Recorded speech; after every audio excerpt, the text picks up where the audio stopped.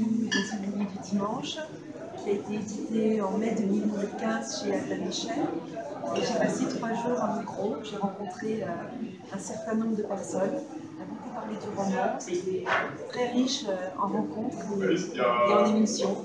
J'espère revenir un jour.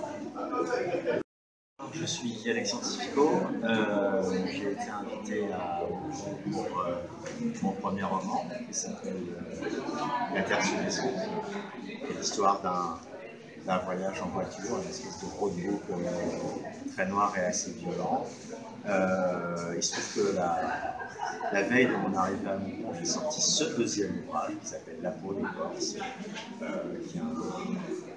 qui est un livre, disons, post-apocalyptique, voilà, qui nous explique de la guerre et de l'occupation.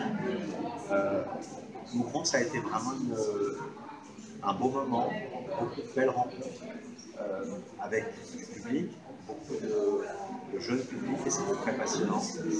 Et puis surtout, des bénévoles, des gens qui ont été au petit soin pour les auteurs de manière incroyable. Ils se sont mis en quatre pour me faire plaisir, et voilà, c'était vraiment assez fort. Ouais, Michel Safati, j'ai 63 ans. Je suis venu sur l'écriture romanesque vraiment sur le tard. J'ai commencé à y réfléchir largement passé 50 ans. Et j'avais écrit un premier roman que personne n'a voulu, il devait être très mauvais.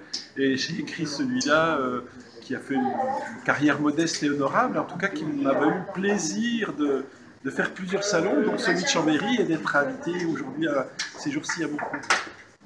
Mon roman, Finir la guerre, c'est l'histoire d'un silence qui a pesé sur toute une vie. C'est le silence d'un père, un vieux bonhomme de 72 ans, que son fils, d'une quarantaine d'années, trouve suicidé, pendu d'une corde. Et le gars, le héros, enfin pas le héros, le personnage du roman, donc Alex, va essayer de comprendre pourquoi son père s'est suicidé. Et dans sa quête, il va se rendre compte qu'il y a ce suicide a peut-être quelque chose à voir avec un traumatisme ou quelque chose qui s'est passé pendant le service militaire du père dans les années 60, au moment de la fin de la guerre d'Algérie. Le père ayant été un soldat, un appelé du contingent qui a fait la guerre là-bas. Et il en est revenu traumatisé, ce père, est devenu taiseux, est devenu quelqu'un de renfermé. Ce silence a pesé sur la vie d'Alex et il en a hérité comme d'un fardeau. Et ce silence, d'une certaine manière, ou cette incommunicabilité qu'il y a eu avec son père, Alex n'a pas su en faire autre chose que de la transmettre à son fils. Donc voilà.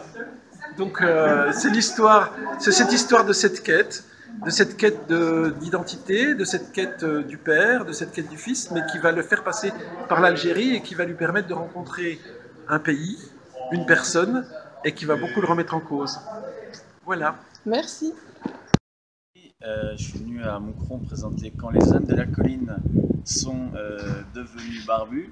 En fait, c'est l'histoire d'une fille en Afghanistan qui est élevée comme un garçon. C'est une tradition dans certaines familles où il n'y a que des filles. En fait, la dernière fille est élevée, éduquée comme un garçon. Comme ça, en fait, elle peut sortir, aller faire des courses, travailler comme un homme. Et donc, c'est une pratique qui est tolérée par les talibans jusqu'à ce qu'elle ait jusqu'à la puberté.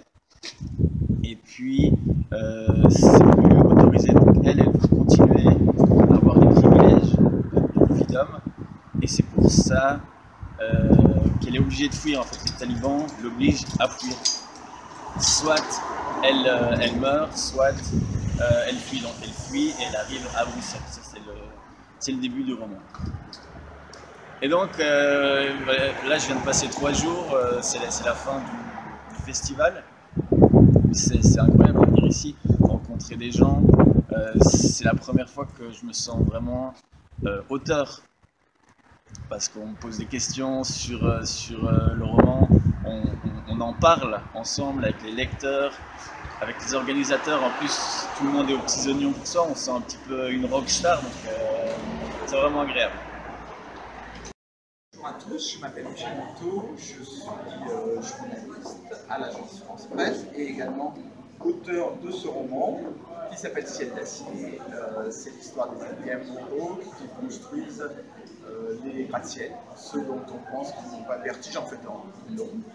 Et j'ai été ravi de venir à Moutron et en Belgique pour rencontrer des lecteurs. Moi, je connais bien la région, je suis un étudiant lillois.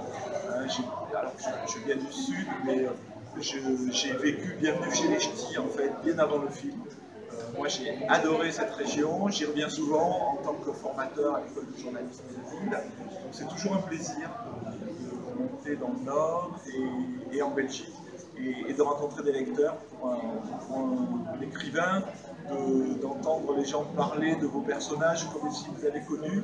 C'est extrêmement touchant et moi, c'est quelque chose que j'adore faire.